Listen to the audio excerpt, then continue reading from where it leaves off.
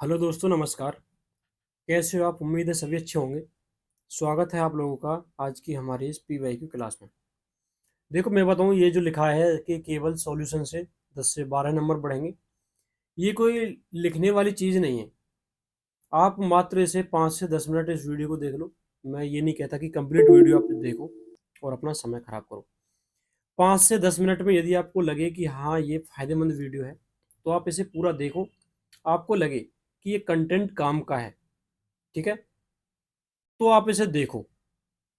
मैं आपको बताऊं, पीवाई को एनालाइज करने के बाद पता चलता है कि दिल्ली पुलिस जो है पिछले साल के क्वेश्चनों में से बनाकर ही क्वेश्चन पूछती है मेरे भाई। ठीक है ना? तो उसी आधार पर यह क्लास जो बनाई गई है, बहुत मेहनत के बाद। आपको पता है, आपको देखने में 50 क्वेश्चन लगते हैं, लेकिन इसके पीछे लगभग 50 के पीछे लगभग 250 से 300 क्वेश्चन आपके तैयार हो जाते हैं, और ऐसे तैयार हो जाते हैं कि आप कभी भी मात नहीं खाओगे। ठीक है मेरे भाई? तो हम इस क्लास को शुरू करते हैं बिना वक्त जाया किए। देखो, ऐसा हो सकता है मेरी तबीयत खराब है, कभी बीच में खांसी खुर्रा कुछ आ जाए, ठीक है, तो उसके लिए माफ करना। ठीक है भाई? चलो भाई, शुरू करते हैं। देखो भाई, पहला जो हमारा क्वेश्चन है वो है कि भारत में योजना आयोग के पहले अध्यक्ष कौन थे। देखो, आपको बता दो, योजना आयोग जो है, जो वर्तमान में नीति आयोग के नाम से जानी जाती है, तो योजना आयोग जो है, इसका जो अध्यक्ष कौन होता है? अध्यक्ष होता है कौन? Prime minister. कौन होता है भाई? प्राइम मिनिस्टर होता है। तो पहले प्राइम मिनिस्टर कौन थे? जवाहरलाल नेहरू थे। ठीक है जी। अच्छा, योजना आयोग की बात करूं, इससे को जो क्वेश्चन पूछे जाते हैं, जो इसका जो गठन है या निर्माण है, 15 मार्च 1950 में हुआ था। 15 मार्च 1950 को योजना आयोग का गठन हुआ था। ठीक है जी। अब जो वर्तमान में इसका जो नाम बदलकर नीति आयोग कर दिया गया है, नाम क्या है, इसकी कार्यशैली में भी परिवर्तन किया गया था, तो इसका नाम कर दिया गया है नीति आयोग। कब किया गया था भाई? ये किया गया था 1 जनवरी 2015 से। ठीक है, इसका नाम ये किया गया था। ठीक है जी। 1 जनवरी 2015 से नीति आयोग इसका नाम किया गया। ठीक है, अध्यक्ष कौन होता है? प्राइम मिनिस्टर होता है। ठीक है भाई, चलो अगले क्वेश्चन पर आते हैं। अगला क्वेश्चन है हमारा, निम्नलिखित में से कौन मृदंगम मृदंगम वाग यंत्र से जुड़े हैं? इनमें से जो कौन है जो कि मृदंगम मृदंगम ये कि ढोलक की तरह का होता है मृदंग, ठीक है, उससे जुड़े हैं। तो इसमें देखो, मृदंग का देखते हैं कौन है। पाल घाट मणि अय्यर। बहुत बार क्वेश्चन पूछा गया है, पाल घाट मणि अय्यर। हरिप्रसाद चौरसिया की बात करें तो ये बांसुरी वादक है। बांसुरी वादक है कौन? हरिप्रसाद चौरसिया, बहुत बार पूछा जाता है। और वहीं अली अकबर खान जो है, अली अकबर खान जो है सरोद वादक है। सरोद वादक कौन है? अली अकबर खान। ठीक है, वहीं पर आपके जरीन एस शर्मा जो है, जरीन एस शर्मा है, वो भी सरोद वादक है। कौन है? सरोद वादक। ये भी क्वेश्चन पूछा जाता है, इनसे भी क्वेश्चन पहले भी पूछे जा चुके हैं और भविष्य में पूछे जाने की संभावना है। तो अली अकबर खान सरोद वादक, और जरीन एस शर्मा जो है वो भी सरोद वादक है। वहीं पर मृदंगम से संबंधित है पाल घाट मणि अय्यर। ये बहुत बार पूछा जाता है, पीएम कभी कभी अय्यर भी लिख दिया जाता है। ठीक है, अगला हमारा क्वेश्चन है क्वेश्चन नंबर 3। 1906 में स्थापित Indian society of oriental arts जो है, Indian society of oriental arts की जो छात्रवृत्ति पाने वाले ब्रिटिश भारत के पहले व्यक्ति कौन थे? तो कौन थे भाई? नंदलाल बोस थे। कौन थे भाई? नंदलाल बोस थे। देखो, इन नंदलाल बोस कौन थे, इनके बारे में और देख लेते हैं। इन्होंने जो है, जो नंदलाल बोस थे, इन्होंने जो है भारत का जो संविधान था, भारत का जो संविधान था उसे चित्रित किया था। इन्होंने भारत के संविधान को चित्रित किया था, भारत के संविधान को चित्रित किया था। इसके अलावा जो है 1954 में, क्वेश्चन यहाँ से भी पूछा जाता है, 1954 में पद्म विभूषण दिया गया था। पद्म विभूषण इन्हें दिया गया था। किसे? नंदलाल बोस को। नंदलाल बोस को पद्म विभूषण 1954 में दिया गया था। ठीक है, अगला क्वेश्चन आ जाता है 2011 की जनगणना से संबंधित। तो आपको मैं बता दूं, 2011 की जनगणना है, इस पर मैंने एक पूरी स्पेशल वीडियो बना रखी है, पूरी स्पेशल वीडियो बना रखी है वैसे। ठीक है, अब देख लेते हैं। इसमें इसमें पूछा गया है कि 2011 की जनगणना के अनुसार जो राज्यों के किस समूह में पुरुष साक्षरता दर सर्वाधिक है? पुरुष साक्षरता दर किसमें है? केरल और मिजोरम में। केरल और मिजोरम में जो है, जिसमें जो केरल की बात करें तो केरल में पुरुष साक्षरता जो है वो है 93.91% है। 93.91% है। ठीक है जी। वही बात करें, जैसे कि आपका दे रखा है, सभी राज्यों से बात करेंगे। बिहार, बिहार जो है, बिहार में सर्वाधिक जनघनत्व है। सर्वाधिक जनघनत्व है। जनघनत्व मतलब डेंसिटी ज्यादा है एक प्रति वर्ग किलोमीटर पर। ठीक है जी। अच्छा, और क्या है बिहार में? और बिहार में है आपकी सबसे कम साक्षरता है। सबसे कम साक्षरता कहां पर है? वो भी बिहार में ही है। भारत में सबसे कम साक्षरता वाला राज्य कहां पर? बिहार है। अब बात कर लेते हैं आपका सिक्किम से, जैसे कि इसमें दे रखा है सिक्किम, इन सभी राज्यों से बात करेंगे। सिक्किम में क्या है भाई, सिक्किम में सर्वाधिक कम जनसंख्या है, सबसे कम जो है, सर्वाधिक कम जो है जनसंख्या कहाँ की है भाई, जनसंख्या कहाँ की है भाई, वो कहाँ की है, सिक्किम की है, ठीक है जी। और दूसरी चीज आ जाती है सिक्किम से, यहाँ पर जो है विश्व की जो तीसरी सबसे ऊंची चोटी है, थर्ड ऊंची चोटी है कंचनजंगा, वो भी कहाँ पर है, कंचनजंगा वो भी कहाँ पर है भाई, वो भी आपके कहाँ पर है, सिक्किम में है, ठीक है भाई। अब बात कर लेते हैं इससे आगे, इससे आगे बात कर लेते हैं, जैसे कि हाँ जी, इसमें एक क्वेश्चन दे रखा है, इसमें एक दे रखा है नागालैंड। नागालैंड में क्या है, नागालैंड को जो है 1963 में पूर्ण राज्य का दर्जा मिला था, पूर्ण राज्य का दर्जा मिला था। देखो आज मैं एक नया ऐप यूज कर रहा हूँ इसके लिए, ठीक है, तो राइटिंग वगैरह ऐसी आ सकती है, कह सकते हैं, ठीक है, लेकिन देखो धीरे धीरे हम जो है सभी चीजों में सुधार कर रहे हैं। नागालैंड में 1963 में पूर्ण राज्य का दर्जा मिला था, ठीक है जी। और इससे जो नागालैंड है, इसे त्योहारों की भूमि कहा जाता है, क्या कहा जाता है, त्योहारों की भूमि, त्योहारों की भूमि से कहा जाता है किसे, नागालैंड को त्योहारों की भूमि से कहा जाता है, ठीक है जी। वही राजस्थान की बात कर ले, राजस्थान में क्या है, सबसे न्यूनतम, सबसे न्यूनतम यानी मिनिमम जो है महिला साक्षरता है, महिला साक्षरता कहां पर है भाई, सबसे कम वो राजस्थान के अंदर है, राजस्थान के अंदर है, ठीक है। हमने सारे क्वेश्चनों पर इन पर चर्चा कर लिया। अगला क्वेश्चन आ जाता है हमारा, अगला क्वेश्चन आ जाता है कि भारत के संविधान में सरकार के कितने स्तरों का उल्लेख किया गया है, कितने स्तर है भाई, तो 3 स्तरों का उल्लेख किया गया है, कितने स्तरों का, 3 स्तरों का। एक केंद्र सरकार आ जाती है, उसके नीचे राज्य सरकार आ जाती है, और उसके नीचे जो है स्थानीय सरकार आ जाती है, स्थानीय सरकार आ जाती है, स्थानीय सरकार आ जाती है, ठीक है, जिसमें जो पंचायत, इसमें पंचायत और नगर निगम आ जाते हैं, और नगर निगम आते हैं किसमें, स्थानीय सरकार में, ठीक है। ये क्वेश्चन कई बार पूछा जा चुका है, त्रिस्तरीय है, ठीक है भाई। अगला क्वेश्चन है, निम्नलिखित में से कौन सा कथन जो है 1950 और 1990 के बीच की अवधि जो है, 1950 से लेकर 1990 के बीच की जो अवधि है उससे पूछा गया है के लिए भारत के बारे में सही है, 1950 से 1990 के बीच में कौन सी चीज सही है। इसमें पूछा कृषि द्वारा जो योगदान किए गए सकल घरेलू उत्पाद के उल्लेखनीय वृद्धि, लेकिन इस क्षेत्र में लगी जनसंख्या में वृद्धि नहीं हुई है, तो इसमें वृद्धि लगातार हो रखी है, जनसंख्या में वृद्धि हो रही है, इसमें भी वृद्धि हो रही है। तो कृषि द्वारा, देखो ऐसे क्वेश्चन है हम बहुत लॉजिक से सोल्व कर सकते हैं, सकल घरेलू उत्पाद के अनुपात में और इस क्षेत्र में लगी जनसंख्या में उल्लेखनीय कमी हुई है, जनसंख्या में कमी हुई है, ठीक है। कृषि द्वारा योगदान किए गए सकल घरेलू उत्पाद के अनुपात में उल्लेखनीय कमी हुई है, बिल्कुल भाई, लेकिन इस क्षेत्र में लगी जनसंख्या में कमी नहीं हुई है, जनसंख्या बढ़ रही है, लेकिन इसकी जो है जो जीडीपी में जो कृषि की जो है मात्रा है, यानी सहाय मात्रा जो बढ़ती जा रही है, जीडीपी में जो मात्रा है, जीडीपी में मात्रा घटती जा रही है, लेकिन इसमें जो जनसंख्या लगी है कृषि में वो लगातार बढ़ती जा रही है, ठीक है। इससे हम सोल्व कर सकते हैं बड़ी आसानी से, ठीक है जी। अगला क्वेश्चन है हमारा, 2011 की जनगणना के अनुसार भारत का जो जनसंख्या घनत्व है कितना था, तो कितना था भाई, बहुत इजी क्वेश्चन है, 382 था, कितना था, 382 व्यक्ति प्रति वर्ग किलोमीटर। अच्छा, अब इसमें क्वेश्चन पूछा जाता है, राज्य से पूछा जा सकता है, राज्यों से पूछा जा सकता है जन घनत्व के आधार पर कि मैक्सिमम कहाँ का है, सबसे ज्यादा कहाँ का है जनघनत्व, और जो मिनिमम कहाँ का है, सबसे कम जनघनत्व किस राज्य का है। तो मैक्सिमम की बात करें तो कहाँ का भाई, बिहार का सबसे ज्यादा जनघनत्व है। अगर मिनिमम की बात करें तो कहाँ का है, अरुणाचल प्रदेश, अरुणाचल का सबसे कम जनघनत्व है, ठीक है।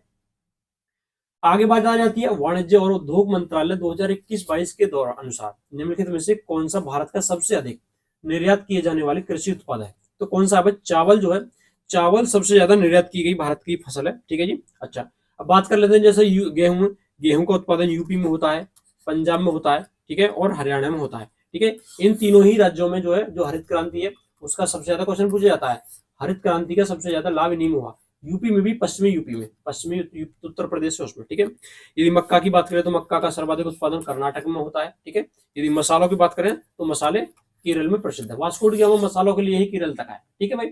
चलो अगला क्वेश्चन की बात करें, अगला क्वेश्चन आ जाता है, संस्कृत कवि हरिश्चंद्र ने किस राजा के सम्मान में और प्रशंसा में प्रयाग प्रशस्ति लिखी थी, तो किसके, समुद्रगुप्त के, ठीक है। समुद्रगुप्त का जो राजकवि था, राजकवि था कौन, हरिश्चंद्र, समुद्रगुप्त का राजकवि था हरिश्चंद्र। समुद्रगुप्त ने जो है 335 से लेकर 375 तक शासन किया था, ठीक है। इसे भारत का नेपोलियन कहा जाता है, भारत का नेपोलियन इसे कहा जाता है, भारत का नेपोलियन इसे कहा जाता है। अच्छा, एक क्वेश्चन इससे बन जाता है, इसकी जो राजधानी कई बार पूछी गई कि समुद्रगुप्त की राजधानी कहाँ थी, तो पाटलिपुत्र थी भाई। पाटलिपुत्र इसकी राजधानी थी भाई, किसकी, समुद्रगुप्त की। ठीक है जी। अच्छा, इसमें से एक और है, जैसे विक्रमादित्य है, विक्रमादित्य के बारे में कई क्वेश्चन पूछ लिए जाते हैं, बाकी के बारे में तो मैं पहले ही चर्चा कर चुका हूँ। ठीक है, आने वाले भविष्य में भी चर्चा कर लेंगे। ये जो है समुद्रगुप्त का पुत्र था। कौन था, समुद्रगुप्त का पुत्र था, ये समुद्रगुप्त का पुत्र था। ठीक है जी।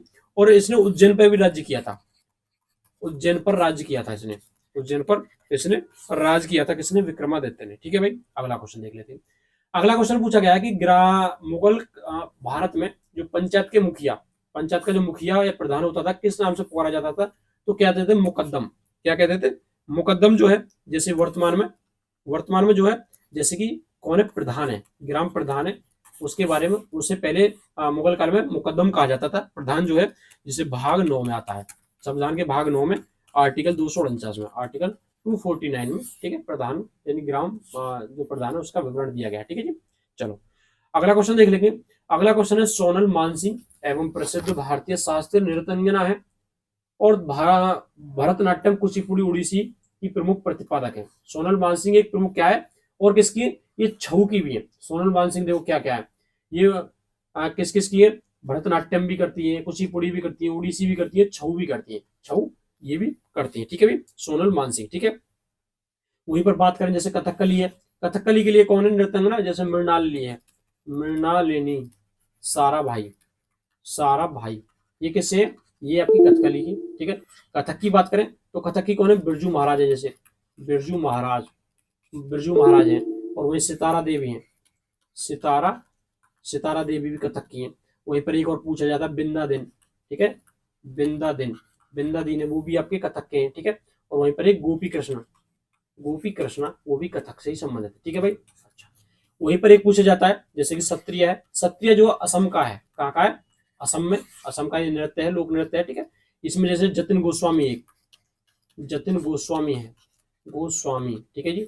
एक है गरिमा है, गरिमा है, एक हजारिका है, गरिमा हजारिका इन्हीं का नाम है पूरा, गरिमा हजारिका इन्हीं का पूरा नाम है। ठीक है, ये क्वेश्चन पूछ ले जाते हैं, तो सत्रिय कहाँ का, असम का है, और इनसे संबंधित ये देख लिया। ठीक है, अगला क्वेश्चन पूछा जाता है, चार मीनार, चार मीनार का जो निर्माण है किस राजवंश के द्वारा कराया गया था। बहुत इजी क्वेश्चन है, इंपोर्टेंट क्वेश्चन है, कुतुब शाही के द्वारा, कुतुब शाही के द्वारा कराया गया था, किसके द्वारा, कुतुब शाही के द्वारा। और देख लेते हैं, पांड्यों से क्वेश्चन पूछा जाता है कि इनकी राजधानी कहाँ थी, इनकी राजधानी थी मदुरई, मदुरई इनकी राजधानी थी। एक चीज पूछी जाता है पांड्यों से, इनके प्रतीक क्या था, इनका राज्य का प्रतीक क्या था, तो इनका प्रतीक जो था मछली थी। क्या था भाई, मछली थी। ये क्वेश्चन कई बार पूछा जाता है। चालुक्यों की बात करें तो चालुक्यों की संस्थापक कौन था, चालुक्य वंश का संस्थापक कौन था भाई, संस्थापक पुलकेशियन। कौन था, पुलकेशियन, क्वेश्चन पूछा गया है कई बार, पुलकेशियन था। ठीक है जी। और अंतिम शासक कौन था, ये चीज पूछी जाती है, चालुक्य वंश का अंतिम शासक कौन था, तो वो कौन था भाई, मारकमन कुलशेखर, कुलशेखर, ये कौन था, अंतिम शासक था किसका, चालुक्य वंश का। चेर से भी पूछा जाता है कि इसकी राजधानी कहाँ थी, तो राजधानी कहाँ पर थी इसकी, चेर वंश की, वज्जी थी भाई। कहाँ थी, वज्जी इसकी राजधानी थी। अगर बात करें इसका प्रतीक क्या था, तो प्रतीक क्या था, चेर वंश का धनुष था भाई। ये क्वेश्चन कई बार पूछा गया है कि चेर वंश का प्रतीक क्या था, धनुष था। ठीक है भाई। चलो अगला क्वेश्चन आ जाता है, निम्नलिखित में से कौन राजा समुद्रगुप्त के दरबारी कवियों में से एक था, कौन था इनमें से, कौन, जो राजा समुद्रगुप्त के दरबारी कवियों में से एक था, कौन था भाई, हरिशेर था। अभी बताया था, हरिशेर ने ही प्रयाग प्रशस्ति लिखी थी, आप लोगों को अभी बताया गया था। ठीक है जी, दरबारी कविता रचना प्रयाग प्रयाग प्रशस्ति है। ठीक है, चलो अगला आ जाता है, निम्नलिखित में से किस कलाकार का संबंध जो है वाग यंत्र पखावज से नहीं है, पूछा नहीं है, इनमें से कौन सा पखावज से संबंधित नहीं है, कौन नहीं है भाई, तो इसमें पंडित किशन महाराज जो है उनका संबंध जो है पखावज से नहीं है। किसका, पंडित किशन महाराज का। तो पंडित किशन महाराज किससे संबंधित है, ये जो है, हाँ जी, ये तबला वादक है। कौन है, तबला वादक।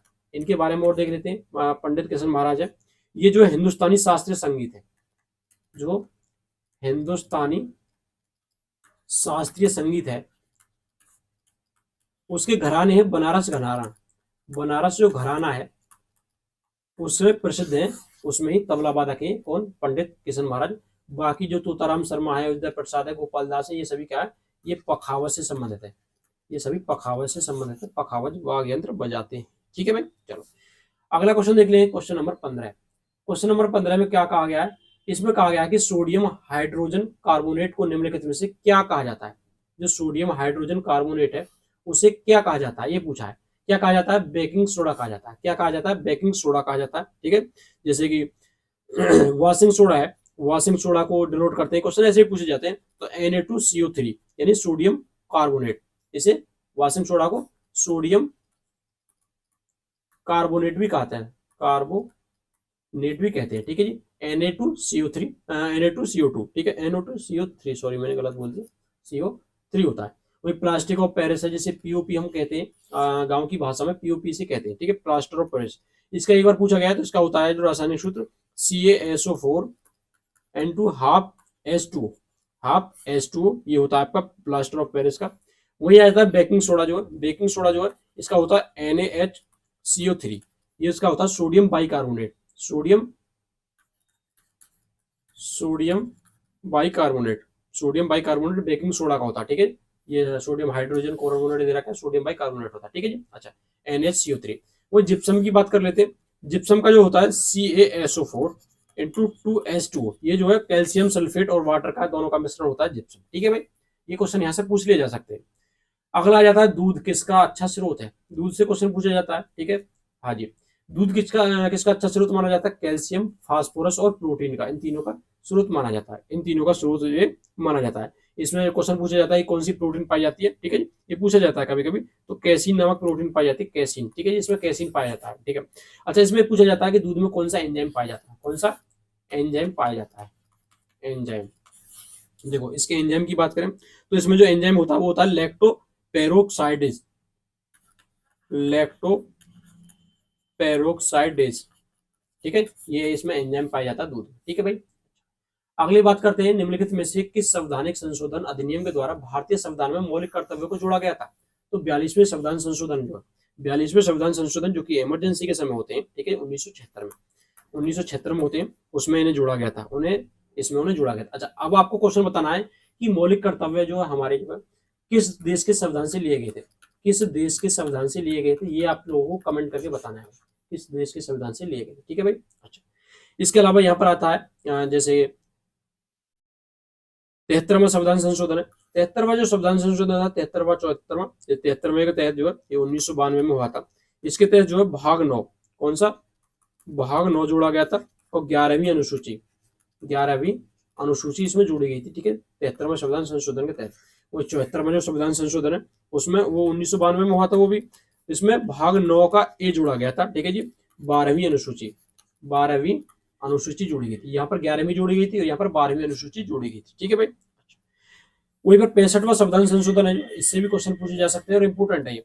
65वां जो संविधान संशोधन है ये हुआ था 1990 में। अच्छा, इससे क्या जोड़ा गया था, इससे जो है SC और ST आयोगों की स्थापना हुई थी, SC और ST आयोग की स्थापना हुई थी इसमें 65वें संविधान संशोधन में, इस वजह से पूछा जा सकता है। ठीक है, अगला क्वेश्चन आ जाता है क्वेश्चन नंबर 18 कि भारत में आर्थिक सुधारों के उपाय को औपचारिक रूप से कब पेश किया गया था। तो आपको मैं कई बार क्वेश्चन बता चुका हूं कि हमारे देश में जो LPG सुधार आए थे, वो आए थे 1992 में, 1991-92 में। ठीक है, 91 में आए थे। अच्छा, इस समय एक चीज पूछी जाती है, इस समय पर PM कौन थे, PM थे PV नरसिम्हा राव थे, और फाइनेंस मिनिस्टर कौन था, तो कौन थे, डॉक्टर मनमोहन सिंह, जिनका जो हाल ही में निधन हो गया था। तो इस वजह से क्वेश्चन पूछे जा सकता है भाई। ठीक है, अगला क्वेश्चन पूछ लिया जाता है, ये कई बार पूछा गया है, 1991 वाला। उस भारतीय समाज सुधारक का नाम क्या है जिसने जो है एज ऑफ कंसेंट विधेयक 1991 में पारित करवाने में महत्वपूर्ण भूमिका निभाई। तो कौन थे, बहराम जी मालाबारी। ये क्या थे, जो मालाबारी थे बहराम जी, इन्होंने जो है समाज सुधारक थे, ये कौन थे, समाज सुधारक थे। और इन्होंने जो है बहुत ज्यादा, जो समाज सुधारक थे, इन्होंने जो है स्त्री अधिकारों की रक्षा की थी, स्त्री अधिकारों से संबंधित बहुत सारे आंदोलन चलाए थे। ठीक है जी, हाँ जी, उनकी रक्षा की थी स्त्रियों के अधिकारों की। ठीक है, अच्छा, एक क्वेश्चन इनसे पहले भी कई बार पूछा गया है कि इनकी पत्रिका पूछ ली जाती है कभी कभी कि इनकी पत्रिका कौन सी थी। तो उनकी थी इंडियन स्पेक्टेटर, इनकी जो साप्ताहिक पत्रिका थी, क्या थी, साप्ताहिक पत्रिका थी। ठीक है, क्वेश्चन पूछा जाता है। ठीक है भाई, अच्छा, वहीं पर बात कर लेते हैं जैसे रविंद्रनाथ टैगोर, आपको पता है इन्हें 1913 में नोबेल पुरस्कार मिला था। नोबेल पुरस्कार मिला था गीतांजलि के लिए। और नोबेल पुरस्कार प्राप्त करने वाले, गीतांजलि साहित्य में नोबेल पुरस्कार प्राप्त करने वाले ये पहले एशियन थे। पहले एशियन थे, पूरी एशिया में सबसे पहले इन्हें नोबेल पुरस्कार मिला था। ठीक है भाई। अच्छा, इसके अलावा इन्होंने जो है दो देशों का जो राष्ट्रगान लिखा है, भारत और बांग्लादेश। बांग्लादेश का है आमार सोनार बांग्ला। ठीक है भाई, आमार सोनार बांग्ला। ठीक है भाई। अच्छा, इसके बाद एक चीज पूछी जाती है, इन्होंने जो है अपनी उपाधि जो है, अपनी उपाधि त्यागी थी। इन्होंने जो है नाइटहुड की उपाधि त्यागी थी, जो अंग्रेजों को द्वारा दी गई थी। नाइटहुड, नाइटहुड की उपाधि त्याग दी थी कब? 1919 के जलियांवाला बाग हत्याकांड में। जलियांवाला बाग बाग हत्याकांड के विरोध में। ठीक है भाई, उसमें इन्होंने उपाधि त्याग दी थी। क्वेश्चन कई बार पूछा जा चुका है। ठीक है भाई। इनका पेशा था, लेखक भी थे, कवि भी थे, नाटककार भी थे, संगीतकार भी थे और चित्रकार भी थे। इतना सारा इनमें देखो कूट कूट के इतना सारा टैलेंट बढ़ाया था। वहीं पर बात करें ईश्वर चंद्र विद्यासागर की, तो ईश्वर चंद्र विद्यासागर से क्वेश्चन पूछा जाता है। इनके ही प्रयासों से 1856 में जो है विधवा पुनर्विवाह एक्ट आया था। विधवा पुनर्विवाह एक्ट आया था लॉर्ड कैनिंग के समय पर। किसके समय पर? कैनिंग के समय पर। ये क्वेश्चन कई बार पूछे जाते हैं, लॉर्ड कैनिंग के समय पर आया था। ठीक है, वहीं पर अब देखो अगला क्वेश्चन देख लेते हैं।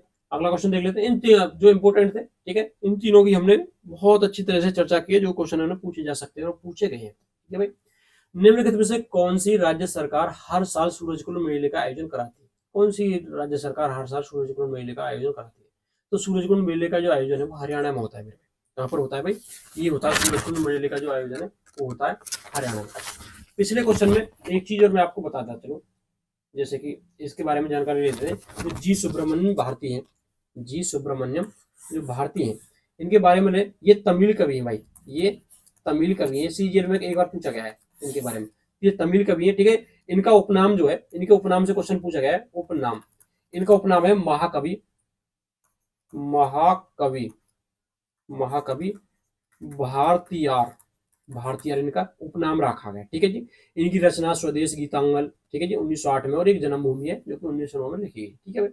अब बात कर लेते हैं इस पर। हाँ, सूरजकुंड मेले से बात कर रहे थे, हरियाणा में ये। ठीक है जी। इसका आयोजन किया जाता है हरियाणा में। इसके अलावा जो है एक कपाल मोचन, कपाल मोचन जो है उसका आयोजन कराया जाता है। ठीक है, वहीं झारखंड की बात करें तो सरहुल पर्व है यहाँ पर। सरहुल पर्व यहाँ पर इस अवसर पर मेला यहाँ पर लगता है। पंजाब की बात करें तो बैसाखी है, बैसाखी के पर्व पर लगता है। बैसाखी है, लोहड़ी जो है, लोहड़ी, इन इन पर्वों पर यहाँ पर मेला लगता है। ठीक है जी। अगला क्वेश्चन देखते हैं। अगला क्वेश्चन है कि 3 सेकंड नियम जो है किस खेल पर लागू होता है? तो किस पर लागू होता है? बास्केटबॉल पर लागू होता है। किस पर लागू होता है भाई? बास्केटबॉल पर ये लागू होता है भाई। 3 सेकंड खेल। ठीक है भाई। अच्छा, कबड्डी से यदि बात करें, कबड्डी में कितने खिलाड़ी होते हैं? तो 7 खिलाड़ी होते हैं। 7 प्लेयर कबड्डी में होते हैं। एक गांव में होती है उसमें तो 8 होते हैं, दो झंडर कर लेते हैं उसमें। ठीक है, तो उसमें 8 होते हैं। लेकिन ये जो होती है नेशनल पर होती है, इंटरनेशनल खिलाड़ी होते हैं, इस पे 7 प्लेयर होते हैं। ठीक है जी। इसका एक बार अन्य नाम पूछ लिया गया है कि अन्य नाम इसका क्या है, तो इसका नाम है चेट्टू गुड्डू। चट्टू गुड्डू इसका अन्य नाम बोला जाता है। क्वेश्चन पूछा गया कि चट्टू गुड्डू जो है किस अन्य खेल का अन्य नाम है। ठीक है भाई। अच्छा, वही बात कर लेते हैं बास्केटबॉल। बास्केटबॉल में कितने प्लेयर होते हैं? तो इसमें 5 प्लेयर होते हैं। बास्केटबॉल में 5 प्लेयर होते हैं। और इसमें बास्केटबॉल में जो है 10-10 मिनट के जो है 10-10 मिनट के 4 क्वार्टर होते हैं। 10-10 मिनट के 4 क्वार्टर इसमें होते हैं बास्केटबॉल में। वही खो खो की बात कर लें, खो खो में कितने खिलाड़ी होते हैं? तो खो खो में 12 प्लेयर होते हैं। लेकिन जो ऑन ग्राउंड होते हैं वो 9 खिलाड़ी होते हैं। ऑन ग्राउंड जो होते हैं 9 खिलाड़ी होते हैं। ऑन ग्राउंड 9 खिलाड़ी होते हैं। आपने यदि खो खो खेली होगी, ठीक है जी, जिसमें से 8 लोग तो लाइन पर होते हैं और एक जो है उस समय पर जो बाकी जो है उन्हें छूने में लगा रहता है। उन्हें छूने में लगा रहता है ना, आपने देखा होगा। ठीक है, 3 प्लेयर अपोजिट टीम को छूने में लगे रहते हैं। ठीक है भाई। अच्छा, तो 3 प्लेयर अपोजिट टीम को, सॉरी, 1 प्लेयर छूने में लगा रहता है। अच्छा, वही 12 में से ये तो छू रहे होंगे। दूसरी टीम के जो 3 खिलाड़ी होंगे, दूसरी टीम के 9 खिलाड़ी बैठे रहेंगे और जो 3 प्लेयर होंगे वो ऑन ग्राउंड होंगे। ठीक है, ऑन ग्राउंड होंगे, उन लकीरों के आसपास भगते रहेंगे। ठीक है, छूने से बचते रहेंगे। ठीक है जी। हाँ, इससे खो खो से पूछ लिया जाता है। इसमें देखो 2-2 पारी होती है। खो खो में देखो 2-2 पारी होती है, 2-2 पारी होती है। और जो प्रत्येक में 2 टर्न होते हैं, प्रत्येक के 2 टर्न होते हैं, 2 टर्न होते हैं मतलब। ठीक है जी। और एक जो टर्न है 9-9 मिनट के टर्न होते हैं। 9-9 मिनट के टर्न होते हैं, प्रत्येक टर्न 9-9 मिनट का होता है। ठीक है भाई। अच्छा, खो खो का जो पहला वर्ल्ड कप है वो भारत में खेला गया भाई। खो खो का जो है, खो खो का जो है पहला वर्ल्ड कप जो है वो भारत में अभी खेला गया है नई दिल्ली में, ठीक है जी, नई दिल्ली में खेला गया है। और इसका जो विजेता जो है मैन और वुमेन दोनों का इंडिया ही रहा है, इंडिया ही रहा है, ठीक है भाई, मैन और वुमेन, ठीक है। अच्छा, एक क्वेश्चन यहाँ से पूछ लिया जाता है, एक खिलाड़ी इसमें बहुत ही ज्यादा मशहूर रहा है, क्वेश्चन पूछा जा सकता है कि बी चित्रा का संबंध किस खेल से है? तो ये किससे है भाई? ये खो खो से ही संबंधित है। बी चित्रा ये मैसूर के रहने वाले, मैसूर डिस्ट्रिक्ट के रहने वाले, ठीक है। हाँ, ठीक है, प्लेयर ऑफ द फाइनल चुना गया था, फाइनल मैच में बहुत अच्छा है इन्होंने। और इसका जो कबड्डी का, इसका क्या नाम है, खो खो का जो कैप्टन था वो हमारे पड़ोसी गांव का था भाई, हमारे स्कूल में पढ़ा था, आकाश बाल्यान भाई, ठीक है। वो इसका खो खो टीम का नेशनल का भाई कैप्टन था, ठीक है। कोई बैडमिंटन की बात करें, बैडमिंटन की बात करें तो इसका अन्य नाम पूनाई है। इसका अन्य नाम क्या है? एक बार मैं कलर चेंज कर लेता हूँ, जब बताता हूँ आप लोगों को। इसका जो अन्य नाम है वो है पूनाई। क्या है? पूनाई, पूनाई इसका अन्य नाम है। अच्छा, और क्या क्या है? पूनाई बैडमिंटन का, सॉरी, बैडमिंटन से संबंधित, ठीक है। इसका देखो, इससे संबंधित है पीवी सिंधु है, पीवी सिंधु है, साइना नेहवाल है, साइना नेहवाल इसी से संबंधित है। लड़कों की बात करें तो किदाम्बी श्रीकांत है, किदाम्बी श्रीकांत है, श्रीकांत है, ठीक है। ये है इनसे संबंधित, ठीक है। ये कहाँ का राष्ट्रीय खेल है? बैडमिंटन क्वेश्चन पूछा जाता है कि बैडमिंटन कहाँ का राष्ट्रीय खेल है? तो इंडोनेशिया का, इंडोनेशिया का ये राष्ट्रीय खेल है। कौन सा? बैडमिंटन जो है, ठीक है। इसके कपों से बात कर लेते हैं, कप और ट्रॉफी की बात कर लेते हैं। जैसे एक थॉमस कप है जो कि लड़कों का होता है, उबेर कप है जो कि लड़कियों का होता है, और एक होता है सुधरीमन कप, सुधरीरमन कप, ये इनसे संबंधित है, ठीक है भाई। क्वेश्चन कई बार पूछे जा चुके हैं, ठीक है भाई। अगला क्वेश्चन ले लेते हैं। अगला क्वेश्चन रहेगा हमारा कि निम्नलिखित में से कौन सी संसदीय प्रणाली जो है एक विशेषता है? कौन सी जो है संसदीय प्रणाली की एक विशेषता है? इनमें से बताना है कि कौन सी जो है एक संसदीय प्रणाली की विशेषता है। कौन सा भाई? अच्छा, इस क्वेश्चन को देखो, अब मुझे नहीं पता, आंसर देखो ही मत। अब इसका ऑप्शन देखो, एक तंत्र, भारत में तो लोकतंत्र है ना भाई। गैर जिम्मेदार सरकार कैसे हो जाएगी? गैर जिम्मेदार सरकार। संकीर्ण प्रतिनिधि, संकीर्ण मतलब संकुचित, वो कैसे हो जाएगा? तो ऑप्शन कौन सा बता? विधायिका और कार्यपालिका के बीच सामंजस्य। अच्छा शब्द यही लिखा दिख रहा ना, तो क्वेश्चन को पढ़ के नहीं, यदि हमने पहले कभी नहीं पढ़ा है, याद नहीं है, तो पहले ऑप्शनों को देखो, उसके बाद उसे ट्राई करो। गोवा के मांडो उत्सव में किस प्रकार की जो कला का प्रदर्शन किया जाता है? गोवा की जो मांडो उत्सव है उसमें किस प्रकार की कला का प्रदर्शन किया जाता है? तो उसमें किस प्रकार की कला का किया जाता है? संगीत का प्रयोग किया जाता है। किसका भाई? संगीत का किया जाता है, ठीक है। गोवा के और उत्सवों के बारे में देखें, गोवा जो है इसके और उत्सवों के बारे में देखें, जैसे कि एक होता है यहाँ पर सिग्मोत्सव, सिग्मोत्सव होता है यहाँ पर, ठीक है। एक होता है यहाँ पर गोवा कार्निवल, गोवा कार्निवल, बहुत भीड़ रहती थी यहाँ पर, लेकिन अब यहाँ पर भी टूरिस्ट कम जा रहे हैं, ऐसा सुनने में आया। एक होता है विनायक चतुर्थी, विनायक चतुर्थी जो कि गणेश चतुर्थी होती है, ठीक है, या विनायक चतुर्थी के नाम से जाने जाते हैं, ठीक है। और एक होता है यहाँ पर लहराई देवी, लहराई देवी यात्रा। यहाँ पर क्या है, इस जो लहराई देवी है, जो लहराई देवी यात्रा है, इस उत्सव के महोत्सव पर, इस उत्सव पर जो है लोग गर्म अंगारों पर चलते हैं, लोग जो है गर्म अंगारों पर चलते हैं, ठीक है भाई। क्वेश्चन ये पूछा गया है कई बार। अगला क्वेश्चन रहता है सोडियम नाइट्रेट का रासायनिक सूत्र क्या है? इसका सोडियम नाइट्रेट का रासायनिक सूत्र पूछा है, तो क्या है? NaNO3। अभी थोड़ी देर पहले बताया था ना मैंने, NaNO3 इसका जो रासायनिक सूत्र है, ठीक है भाई, NaNO3, ठीक है भाई। अच्छा, अगला क्वेश्चन देखे भाई, अगला क्वेश्चन देखो। अगला क्वेश्चन है निम्नलिखित में से कौन सी नृत्य शैली जो है, कौन सी नृत्य शैली उत्तर पूर्वी भारत के वैष्णव मठों से संबंधित है? वैष्णव मठों से, ठीक है जी। कौन सी है? सत्रिया। अभी मैंने पढ़ाया था ना, सत्रिया, सत्रिया जो कि असम में, कहां पर है? असम में। इसके नृत्यकारों के बारे में अभी बात की थी, कलाकार जी यामिनी कृष्णमूर्ति है, यामिनी कृष्णमूर्ति, कई कई सारों की है ना, कृष्णमूर्ति, यामिनी कृष्णमूर्ति है, ठीक है भाई, वो भी सत्रिय से संबंधित, ठीक है। वहीं पर एक सोनल मानसिंह, वो भी सोनल मानसिंह, वो भी सत्रिय से संबंधित है, ठीक है भाई, असम में, ठीक है भाई। क्वेश्चन कई बार पूछा गया है। वही कुचिपुड़ी की बात करें तो ये आंध्र प्रदेश में है, आंध्र प्रदेश में। और इसमें लक्ष्मी नारायण है, लक्ष्मी नारायण शास्त्री, ठीक है। और वहीं पर एक दूसरे आ जाते हैं यहाँ पर स्वप्न सुंदरम, सुंदरी, स्वप्न सुंदरी, ठीक है। वहीं पर उड़ीसी की बात करें तो उड़ीसी उड़ीसा में रहेगा भाई, ठीक है। यहाँ पर एक क्वेश्चन कई बार पूछा जाता है, यहाँ से एक समझ सकते हैं केलुचरण, केलुचरण, केलुचरण जो महापात्र है, ये के वो माने जाते हैं कि आधुनिक उड़ीसी जो नृत्य है उसके जन्मदाता माने जाते हैं, ठीक है। इनके नृत्य के कुमकुम मोहंती, कुमकुम मोहंती। क्लास आपकी कई दिन में आ रही क्योंकि तबीयत मेरी बहुत ज्यादा खराब थी। आप भी देख रहे होंगे मेरे बहुत ज्यादा 26 जनवरी की जो ड्यूटी थी उसमें खराब हो गई है। एक सोनल मानसिंह भी है, सोनल मानसिंह, इनका नाम बहुत जगह मिलेगा आपको, सोनल मानसिंह का। और एक है गीता, गीता महालिक, महालिक, ठीक है भाई, महालिक है, गीता महालिक, ठीक है, ये इनसे संबंध है, ठीक है भाई। आगे देखते हैं चलो। मोहिनीअट्टम के मैंने कई बार बता चुका हूँ, चलो यहाँ भी बता देता हूँ। मोहिनीअट्टम कहाँ पर है? केरल का है। कहाँ पर है? केरल का है। और संस्थापक भरत मुनि माने जाते हैं मोहिनीअट्टम के। वहीं पर नर्तकों की बात करें तो यहाँ पर है सुनंदा नायर, नायर है, ठीक है। एक है अम्मा जयप्रदा, जयप्रदा जो कि वहाँ की सीएम भी रही थी, ये सुना जाता है, सीएम भी रही थी, मंत्री रही थी, कोई रही थी, ठीक है ना, राजनीति में थी जयप्रदा। अगला क्वेश्चन आया था, ग्राम न्यायालय जो है अधिनियम किस वर्ष आया था? ग्राम न्यायालय अधिनियम किस वर्ष आया था? तो कब आया था? 2008 में आया था। इससे संबंधित क्वेश्चन पूछ लिए जा सकते हैं।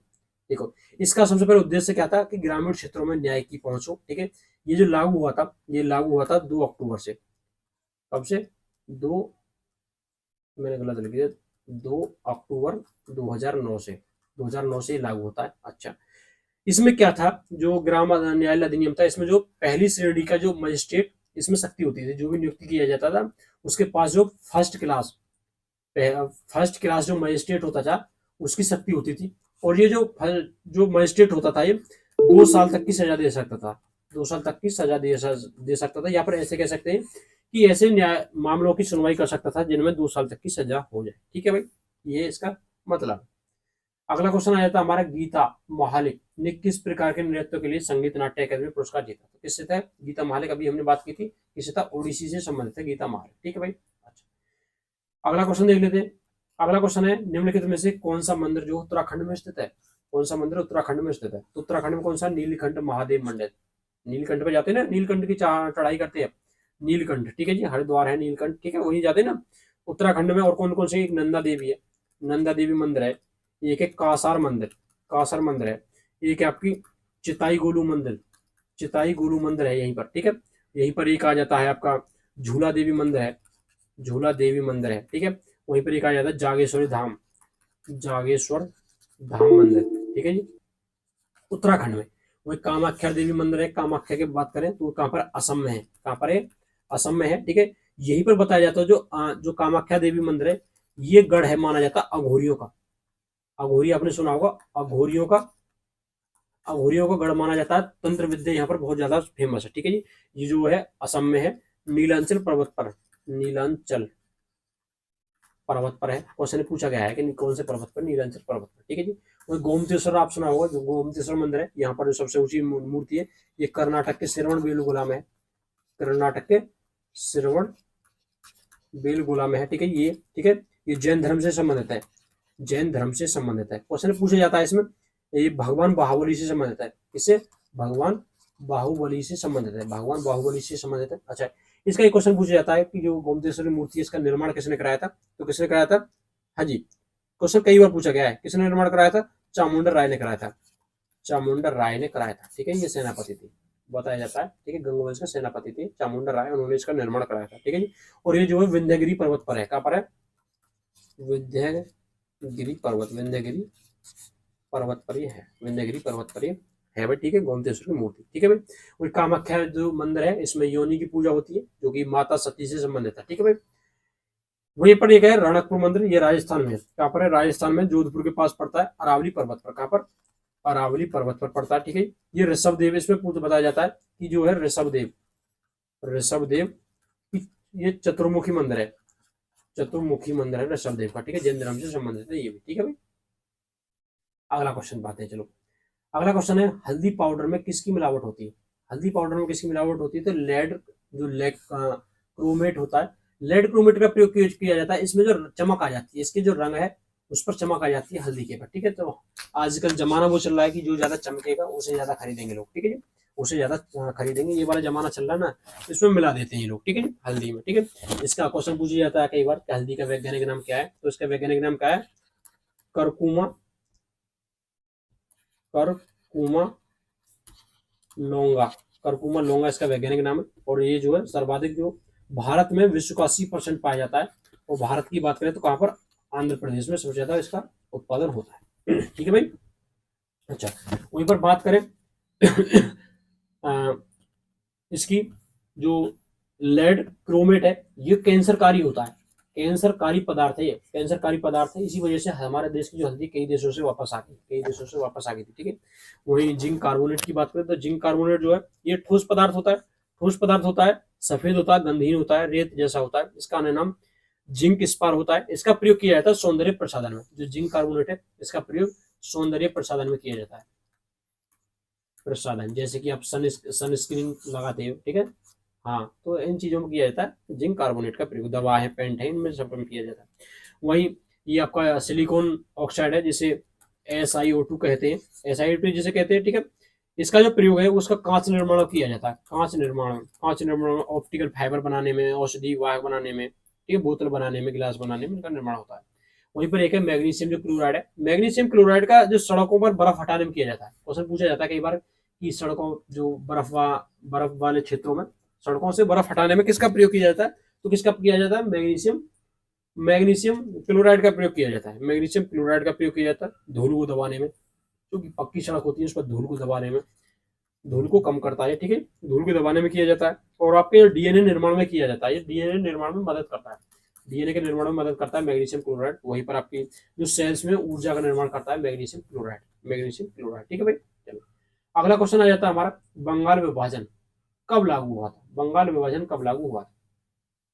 बंगाल विभाजन देखो, बंगाल विभाजन हुआ था 1905 में, 1905 में हुआ था। अच्छा, क्वेश्चन कई बार पूछ लिए जाते हैं बंगाल विभाजन से। इस समय पर जो वायसराय था वो लॉर्ड कर्जन था, आपको पता है, लॉर्ड कर्जन था। इसने सबसे पहले घोषणा से क्वेश्चन पूछ लिया जाता है। तो सबसे पहले जो घोषणा हुई थी ना, घोषणा हुई थी 19 जुलाई को, 19 जुलाई 1905 को, 1905 को घोषणा होती है। वहीं पर एक दूसरी चीज आती है कि लागू कब हुआ था, 16 अक्टूबर 1905 को हुआ था। अब बात आ जाती है समाप्त कब हुआ था, तो समाप्त हुआ था जो दिल्ली दरबार आयोजित हुआ था 1911 में। दिल्ली दरबार जब आयोजित हुआ था 1911 में, उसमें इसकी घोषणा कर दी गई थी कि जो आपके बंगाल विभाजन रद्द किया जाता है। ठीक है भाई। अगला क्वेश्चन आ जाता है, किसके वजीर ने दिल्ली में मोठ मस्जिद की निर्माण कराया था, तो किसने, सिकंदर लोदी, सिकंदर लोदी, जिसने आगरा नगर की स्थापना कराई थी 1504 में, सॉरी, और इसे 1506 में राजधानी बना देता है, 1506 में अपनी राजधानी बना देता है। कौन, सिकंदर लोदी, सिकंदर लोदी। इसने गजेर सिकंदरी चलाया था मापन के लिए, गजेर सिकंदरी चलाया था। ठीक है भाई। अच्छा, क्वेश्चन एक सिकंदर लोदी से पूछा जाता है, इसका जो वास्तविक नाम था, इसका जो वास्तविक नाम था, वास्तविक नाम जो था वो था निजाम खां। क्वेश्चन पूछा गया है ये, निजाम खां था। ठीक है भाई। अच्छा, आगरा की स्थापना मैंने बता दिया आपको। इसने मंदिर तोड़ा था, ज्वालामुखी मंदिर, ज्वालामुखी मंदिर है, ज्वालामुखी मंदिर, इसे बाद में फिरोज तुगलक भी तोड़ता है, ज्वालामुखी मंदिर को तोड़ता है। ठीक है भाई। अच्छा, और उसके बाद इसने क्या किया था, इसने जो प्रतिबंध लगाया था, जो मुसलमानों का एक त्योहार होता है ताजिया निकालने पर, ताजिया ताजिया निकालने पर प्रतिबंध लगा दिया था। और लगा दिया था कि महिलाएं जो है, महिला मजारों पर नहीं जाएंगी, महिला मजारों पर प्रवेश पर, मजारों पर नहीं जा सकती महिला। ठीक है भाई, इस पर प्रतिबंध लगा दिया था। ठीक है जी। और ये कविता लिखता था भाई, ये कविता लिखता था। क्वेश्चन इससे भी पूछा गया है कि कौन जो है कविता लिखता था गुलरुखी शीर्षक से, फारसी में लिखता था। कौन इसमें, फारसी में कविता लिखता था गुलरुखी शीर्षक से, गुलरुखी शीर्षक से कविता लिखता था। ठीक है भाई। वहीं पर फिरोज शाह तुगलक की बात कर लेते हैं, फिरोज शाह तुगलक की बात करेंगे। एक बार मैं कलर चेंज कर लूँ इसका, क्योंकि फिरोज शाह तुगलक के बारे में बहुत सारा है। फिरोज शाह तुगलक से बात कर लेते हैं। फिरोज शाह तुगलक का राज्याभिषेक 2 बार हुआ था। ठीक है, ये चीज ध्यान रखना। इसने मंदिर तोड़े थे, एक तो पुरी का तोड़ा था, पुरी का जगन्नाथ मंदिर, जगन्नाथ मंदिर जो है उड़ीसा का, वो तोड़ा था 1360 में। और एक तोड़ा था ज्वालामुखी मंदिर, ज्वालामुखी मंदिर जो कि 1361 में तोड़ा था, 1361 में तोड़ा था। क्वेश्चन कई बार पूछा गया। ठीक है। अच्छा, इसने जो है देखो 24 प्रकार के टैक्स समाप्त करे, 24 प्रकार के टैक्स समाप्त करके सिर्फ 4 प्रकार के टैक्स लेता था, 4 टैक्स लेता था। कौन कौन से, एक टेस्ट देखो, टैक्स कौन कौन से थे, एक था खराज, खुम्मस, एक था जजिया, और एक था जकात। ये 4 प्रकार का केवल टैक्स लेता था। ठीक है भाई। इसने जो है 5 नहरों का निर्माण कराया था, 5 नहर निर्माण कराया था। ठीक है, 5 नहरों का निर्माण कराया था। ठीक है भाई। क्वेश्चन कई बार पूछा गया है। अच्छा, इससे क्वेश्चन एक चीज पूछा जाता है, जैसे कि एक बार मैं इसे साफ कर लूँ, चलो इधर बता देता हूँ। ठीक है, फुर्सत से इससे कई बार पूछा जाता है, जैसे कि इसमें 300 नए नगर बसाए थे, इसने 300 नए नगर बसाए थे, जिनमें से इंपोर्टेंट है जैसे फिरोजाबाद है, जहाँ पर मैं 2 साल नौकरी करके आया था। फिरोजाबाद इसी ने बसाया था। वहीं पर एक है हिसार है, हरियाणा में हिसार इसी ने बसाया था, क्वेश्चन कई बार पूछा गया है। एक है जौनपुर। जौनपुर इसने अपने जो चाचा चचेरा भाई था जोना खां, जिसे मोहम्मद बिन तुगलक कहा जाता था, उसकी याद में बसाया था। ठीक है, फिरोज तुगलक ने। ठीक है, जौनपुर जो है। और ये क्वेश्चन कई बार पूछा गया है। और इससे एक और चीज पूछी जाती है, ये जो स्तंभ जो है ना, स्तंभों को स्थानांतरित करके ले गया था कौन से को, मेरठ टोपरा से। मेरठ और टोपरा से जो है, दिल्ली में ले गया था, दिल्ली में। ठीक है, दिल्ली में ले गया था स्तंभों को दिल्ली स्थानांतरित इसने कर लिया था, दिल्ली स्थानांतरित कर लिया था। एक बार मैं यहाँ से ये सब चीजें साफ कर दूं। ठीक है भाई। अच्छा, इसके अलावा इसने क्या काम किया था, जैसे जो है देखो, ब्राह्मणों पर जजिया कर लगाने वाला पहला सुल्तानतकालीन शासक था। ब्राह्मणों पर सबसे पहले इसने ही जजिया कर लगाया था, ब्राह्मणों पर सबसे पहले जो है इसने ही जजिया कर लगाया था ब्राह्मणों पर। ठीक है भाई। अच्छा, और क्या चीज है इसमें, इससे संबंधित और क्या चीज है, फिरोज शाह तुगलक से संबंधित। इसने देखो 3 प्रकार के सिक्के चलाए थे, 3 प्रकार के सिक्के चलाए थे। एक चलाए थे तांबे के चलाए थे, एक चलाए थे इसने चांदी के, और एक चलाए थे इसने जीतल के। देखो इनका अलग अलग नाम है, क्वेश्चन पूछा जाता है। जो तांबे के सिक्के चलाए जाते थे उसे कहा जाता था अद्धा। क्या कहा जाता था, अद्धा। वो चांदी के चलाए जाते थे उन्हें विक कहा जाता था, विक।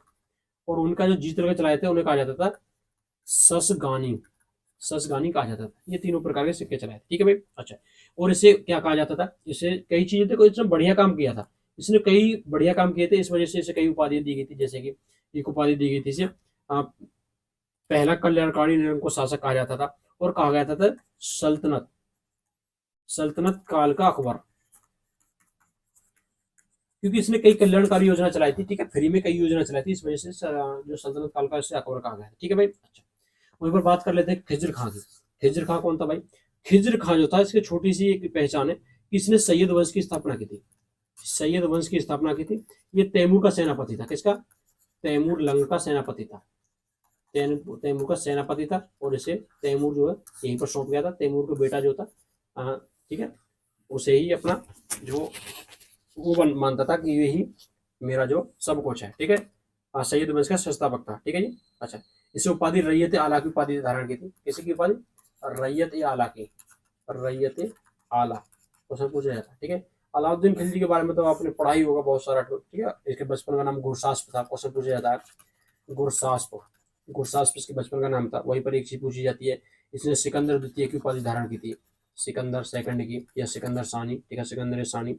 और दक्षिण भारत में इसके लिए जो अभियान चलाया था वो मलिक काफूर ने चलाया था। इसने मलिक काफूर ने चलाया था, मलिक काफूर ने इसके लिए जो अभियान चलाया। ठीक है भाई, अगला क्वेश्चन देख लेते हैं।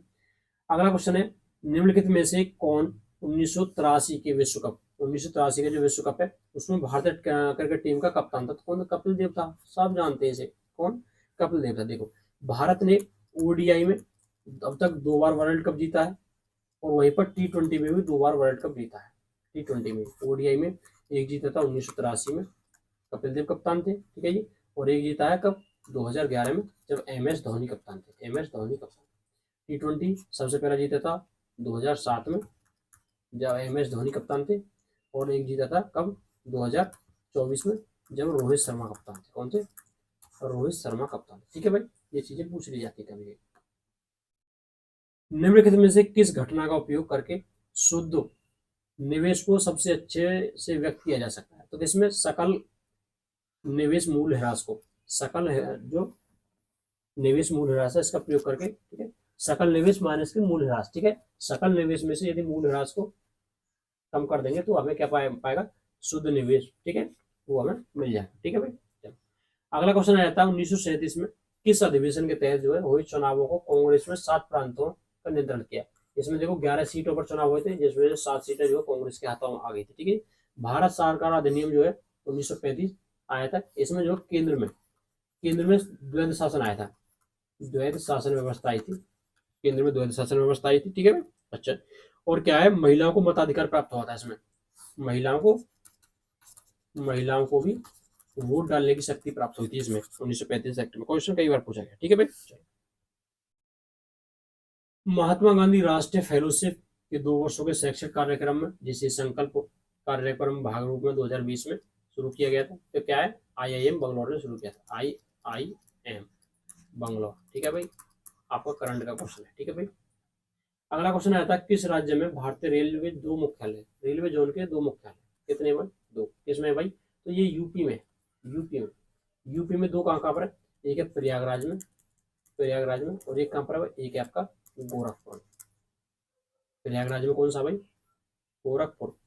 प्रयागराज जो है, प्रयागराज में आपका पड़ता है उत्तर पूर्वी का, किसका पड़ा, सुनो सुनो सॉरी, प्रयागराज में पड़ेगा उत्तर मध्य का, उत्तर मध्य रेलवे, वो कहाँ पड़ेगा, प्रयागराज में।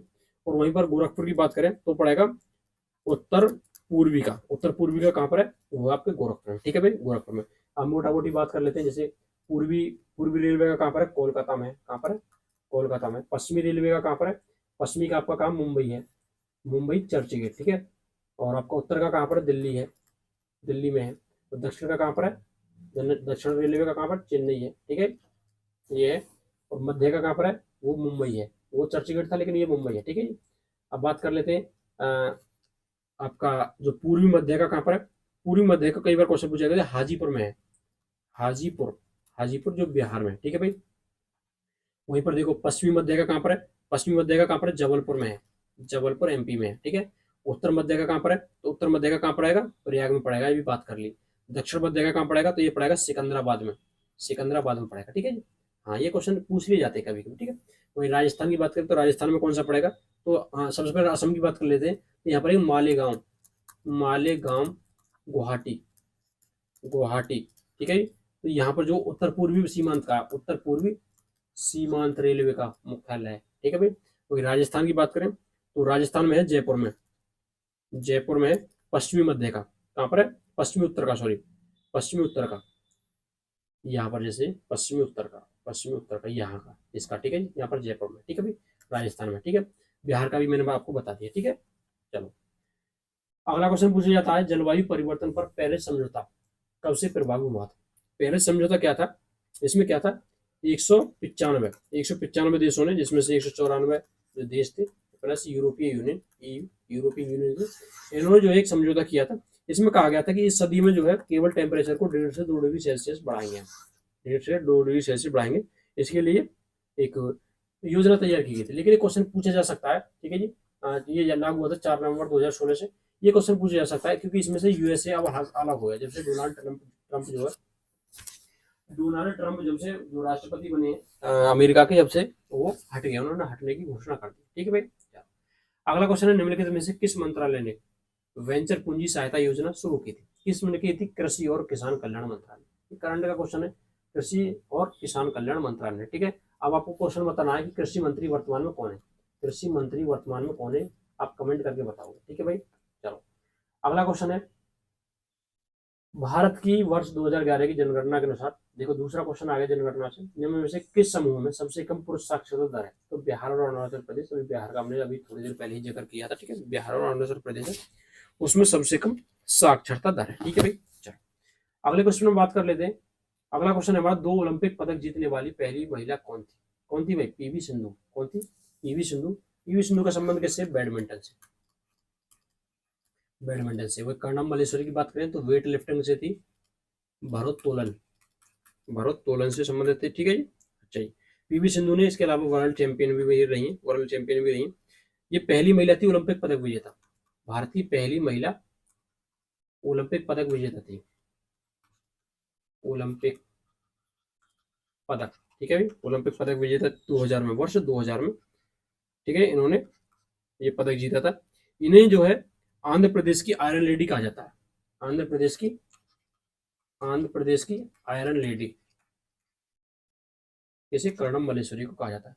मेरी कॉम का आपको पता है बॉक्सर है, कौन है भाई, बॉक्सर है मेरी कॉम। इनकी जो आत्मकथा, एक बार क्वेश्चन कई बार पूछा गया है, इन पर फिल्म भी बनी है, प्रियंका चोपड़ा ने बनाई है, अनब्रेकेबल, अनब्रेकेबल, कई बार क्वेश्चन पूछा गया है, अनब्रेकेबल किसकी आत्मकथा है, मेरी कॉम की है, ठीक है।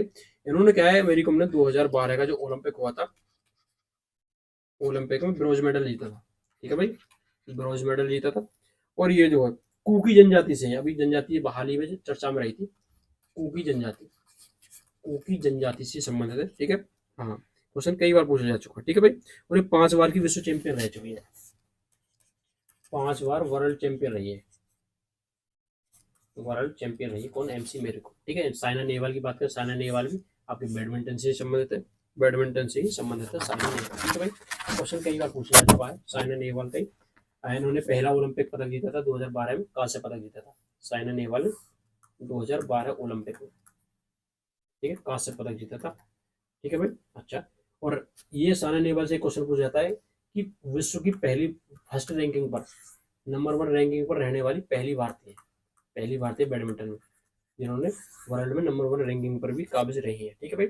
और इन्होंने 2010 और 2018 के जो कॉमनवेल्थ हुए उनमें गोल्ड जीता था, 2010 और 2018 के कॉमनवेल्थ में उन्होंने गोल्ड पर कब्जा किया। अगला क्वेश्चन है what I am an atheist, ठीक है। ये क्वेश्चन भगत सिंह से संबंधित है, ठीक है भाई। मैं नास्तिक क्यों हूँ, ठीक है। तो इसमें पूछा किसकी है, किसकी आत्मकथा है, तो किसकी, भगत सिंह की है। भगत सिंह की आत्मकथा है कि मैं जो है नास्तिक क्यों हूँ। इनके अलावा इनकी है the legend of Bhagat Singh, इनकी है the legend of Bhagat Singh, ठीक है भाई, इन्हीं की है, ठीक है भाई। इसके अलावा एक और है टू यंग पॉलिटिकल वर्कर्स, इन्हीं की है, ठीक है भाई, ठीक है भाई। हाँ, वहीं पर बात करें भगत सिंह की, तो उन्होंने नारा दिया था इंकलाब जिंदाबाद, जिसका पंजाबी हिंदुस्तानी में इसका जो अर्थ होता है, भारत अगर अर्थ की बात करें हिंदी में तो क्रांति अमर रहे, इसका अर्थ होता है इंकलाब जिंदाबाद का नारा इन्होंने ही दिया था, ठीक है भाई। अच्छा, रामप्रसाद बिस्मिल का संबंध जो काकोरी कांड से एचआरए के सदस्य थे, हिंदुस्तान रिपब्लिक एसोसिएशन जो थी, ठीक है जी, उसके सदस्य थे। और ये कविता लिखते थे राम और अज्ञात के नाम से, अज्ञात और राम के नाम से कविता लिखते थे, देशभक्ति कविता, ठीक है भाई। अच्छा, चंद्रशेखर आजाद को आपको पता है ये एचएसआरए बाद में हो गया था एचआरए, एचएसआरए के सदस्य थे, हिंदुस्तान सोशलिस्ट रिपब्लिक एसोसिएशन जो थी। और ये शहीद हो गए थे, अपनी जो अंतिम गोली अपने आप मार रही थी। ये अल्फ्रेड पार्क है जो प्रयागराज में जिसे वर्तमान में जो नाम चंद्रशेखर आजाद पार्क कर दिया गया था, ठीक है जी। और काकोरी डकैती कांड इन्होंने उसमें शामिल रहे थे, जो कि 9 अगस्त 1925 को हुआ था। काकोरी कांड का हुआ था, काकोरी कांड 9 अगस्त 1925 को ये हुआ था, ठीक है भाई। ये क्वेश्चन पूछ लिया जाता है। अगला क्वेश्चन आता है कि योद्धाओं को जीत का जश्न मनाने के लिए मैदानी नृत्य घोड़े मैदानी नृत्य निम्न क्वेश्चन किस राज्य में किया जाता है, तो गोवा में किया जाता है। गोवा में इसके अलावा फुगड़ी की नृत्य है, कौन सा, फुगड़ी, जो कि कोंकण क्षेत्र में है, कोंकण क्षेत्र में फुगड़ी। और एक है कुणबी नृत्य है, वो भी कोंकण क्षेत्र आपके गोवा में, ठीक है भाई।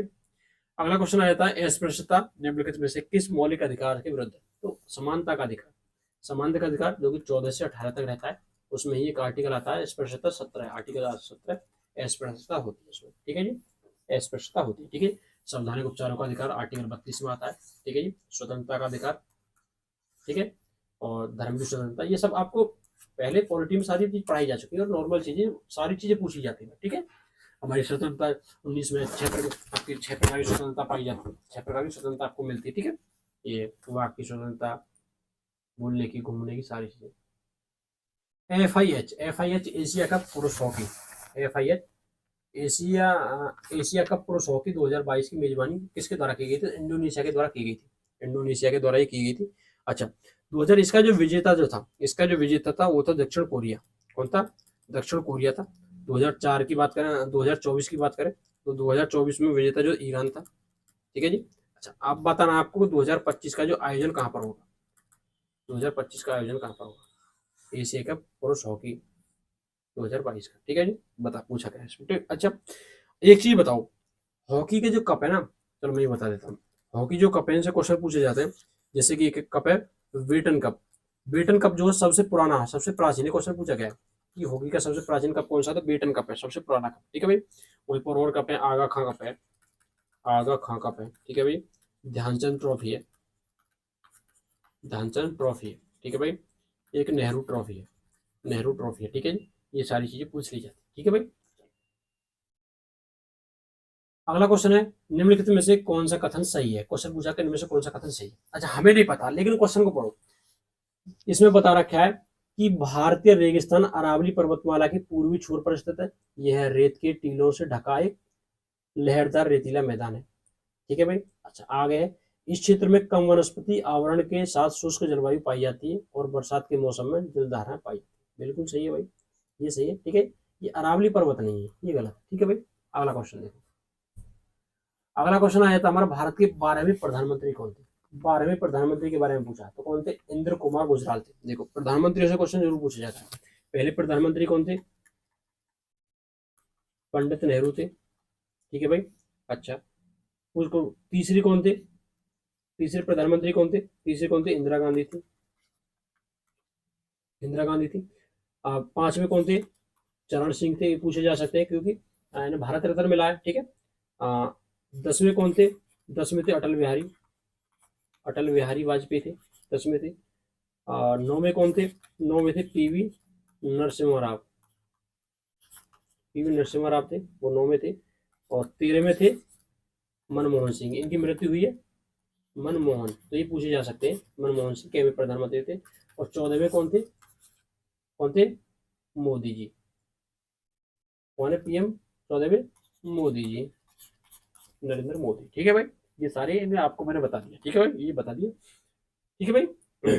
अच्छा, अगला क्वेश्चन देख लेते हैं। 12वें इंद्र कुमार गुजराल ने इसमें बताई रखा। सबसे आम ज्वरीय पैटर्न निम्नलिखित में से कौन सा होगा? तो अर्धदैनिक ज्वार जो होता है, ठीक है ना, जो ज्वार भाटा है, तो आपको पता है कि 24 घंटे में 6-6 घंटे का अंतर आता है। क्वेश्चन पूछा जाता है कि ज्वार और भाटा के बीच में कितने घंटे का? 6 घंटे का अंतर लगभग होता है। ठीक है जी। वृहद ज्वार जो सबसे खतरनाक होते हैं, सबसे खतरनाक होते हैं ये जो वृहद ज्वार होते हैं। ठीक है, इनके ऊपर मैं वीडियो बना कर डाल रखी जो करती है सीरीज। अगला क्वेश्चन आ जाता है हमारा, राष्ट्रीय आय की गणना करते समय निवासियों द्वारा उनके विदेशी दौरों के किए गए व्यय को किस घटक में जोड़ा जाएगा? तो निजी अंतिम भोग में जोड़ा जाएगा। जब घूमने आप जा रहे हो तो निजी में जोड़ा जाएगा ना। ठीक है ना। निम्नलिखित में से कौन सा अनुच्छेद जो है